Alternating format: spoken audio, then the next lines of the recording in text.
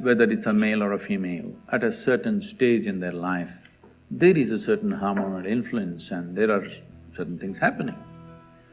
Knowing this or whichever way, in the past we arranged it like this: by the time 15, 16, a girl starts getting married or at least starts telling her, this is your man, this is what is going to happen to you, the boy starts looking at it from 16 and 18, 19, 20, he gets married. Today, because of our educational systems and the world structure itself is like that, girls are on an average in India getting married at 21, 22, boys are getting married at 26, 27, many of them are crossing 30 before they get married. Leave the educated and well-to-do, they may find some solutions for themselves. But the larger population, there's a huge migration happening from the village to the city.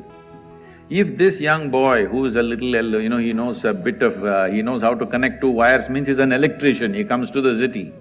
And he knows little carpentry, he comes to the city. A 17, 18-year-old boy comes to the city, which is a strange world, a brutal world. Don't think it's not brutal for a man. It's very brutal out there. When he comes from the village to the city, he's battered, he's thrashed, he's misused, everything happens to him also. Now, if he was in the village, his mother, his mausi, his somebody was constantly telling him, hey, you must marry this girl, you must marry that girl. I'm telling you, just a thought settles many things, that tomorrow or day after or next year I'm going to get married. He just lands in the city, he has nobody that he can call his own. He gangs up with 3, 4 boys and they have their own wild things going on. And of course, everybody has these stupid cell phones. They're smartphones, okay? Now they're watching all kinds of pornographic stuff on this, and he has no hope whether he will ever meet a woman in his life. I want you to understand this. And there are millions of them in every city. You have not trained them to be sages, all right? They're just regular boys. And at a drop of alcohol, the guy goes wild and he will do wild things. I am not trying to condone their activity, but I am saying as a society, should we not debate? What should we do with this? It's a human problem, all right? We want to act like it doesn't exist. Well, it'll hit you in the face again and again.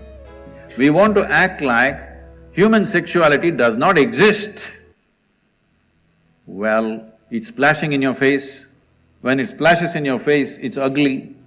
But is it not time we must at least debate what are we going to do with it?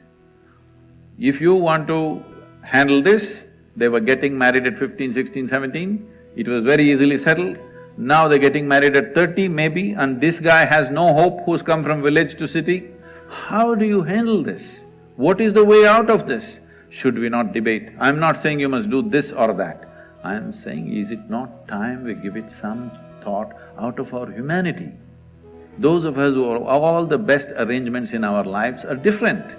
These people who just to earn a living, they come from a maybe poor but comfortable atmosphere of the village to the harsh atmosphere of the city without any family support or anything. How do you handle these guys? You want to put them in concentration camps or do you want to provide them some kind of life? This is something you have to decide, isn't it? At least we must be willing to debate.